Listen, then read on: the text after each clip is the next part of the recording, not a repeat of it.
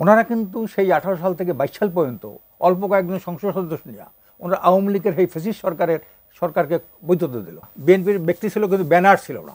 আওয়ামী লীগের আমলের 16 বছরের দুঃশাসনের যে কথা বলা হয়, পরোক্ষভাবে তারা বলতে চান যে ইসলামিক বিভিন্ন দল বিভিন্নভাবে সেই দুঃশাসনে পরোক্ষভাবে হলেও একটা ভূমিকা রেখেছে, এটা একটা অভিযোগ।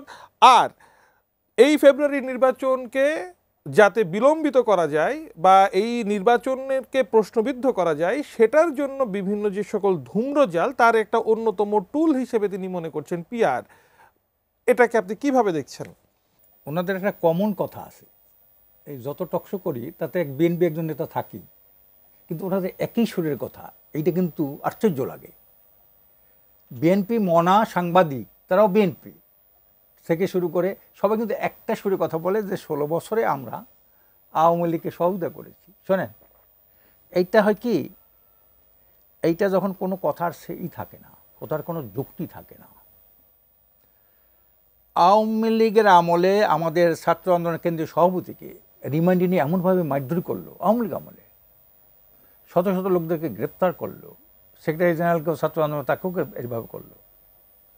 তারপরে সেখানে তাদের বুদ্ধি আন্দোলন সংগ্রামে কোনো অংশে আমরা পিছপা হইনি। আজকের ওনারা বলে 16 বছরে আমরা ওইভাবে 14 সালের নির্বাচনে বিএনপি জানে, আমরাও যাইনি। 18 সালের নির্বাচনে বিএনপি গেছে, আমরাও গেছি। 18 সালের নির্বাচনে আমরা 11টার দিকে ভোট বর্জন করছি, যখন প্রেসিডেন্ট সব বাইর করে দিল। ওনারা কিন্তু সেই 18 সাল থেকে 22 সাল পর্যন্ত অল্প কয়েকজন সংসদ সদস্য নিয়ে ওনারা আওয়ামী লীগের এই ফ্যাসিস্ট সরকারকে বৈধতা দিল, এই বিএনপি। এবং তাতে একজন মহিলা আসন সংরক্ষিত আসনের, এখানে কিন্তু পিআর পদ্ধতিতে ওনারা মহিলা আসন দিল। এটা কিন্তু পিআর, যে আপনার 300 আসনের মধ্যে 50 জন, মানে 6 জন এমপি একজন সংরক্ষিত মহিলা আসনের একটা, এটাও পিআর অনুপাতিক হারে। যাই হোক, এইটা ওনারা করলেন। তা সেখানে 24 সালের নির্বাচন ওনারাও করেনি, আমরাও করিনি।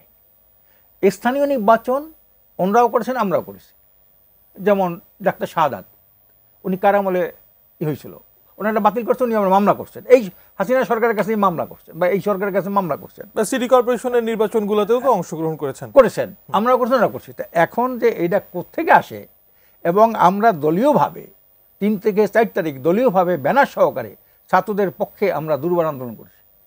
সেখানে প্রায় শতাধিক, মানে ইসলামী আন্দোলন বাংলাদেশের ব্যানারে আপনারা ছিলেন? হ্যাঁ, ছিলাম। বিএনপির ব্যানার কি রাস্তায় ছিল না? না, বিএনপির ব্যক্তি ছিল কিন্তু ব্যানার ছিল না। তারপরে দেখেন আপনি আওয়ামী লীগের নিষিদ্ধর ব্যাপারটা রাত 2টার সময়, ওই যখন হাসিনা দিল আপনার স্ট্যাটাস দিল পত্রিকায়, তার ইসে যে ছাত্ররা ঐক্যবদ্ধ হলো, আমরা রাত 2টার সময় মিছিল সহকারে যমুনার সামনে ওদের সাথে একতা ঘোষণা করলাম। হাসিনার এই মানে আওয়ামী লীগের কার্যক্রম নিষিদ্ধের যেই ঘোষণা, সেই ক্ষেত্রে তারপরে শাহবাগে আমরা গেলাম। এমনি করে প্রত্যেকটা আওয়ামী ফ্যাসিস্টদের বিরুদ্ধে সকল রকমের কার্যক্রমে আপনারা সর্বোপরি ছিলেন।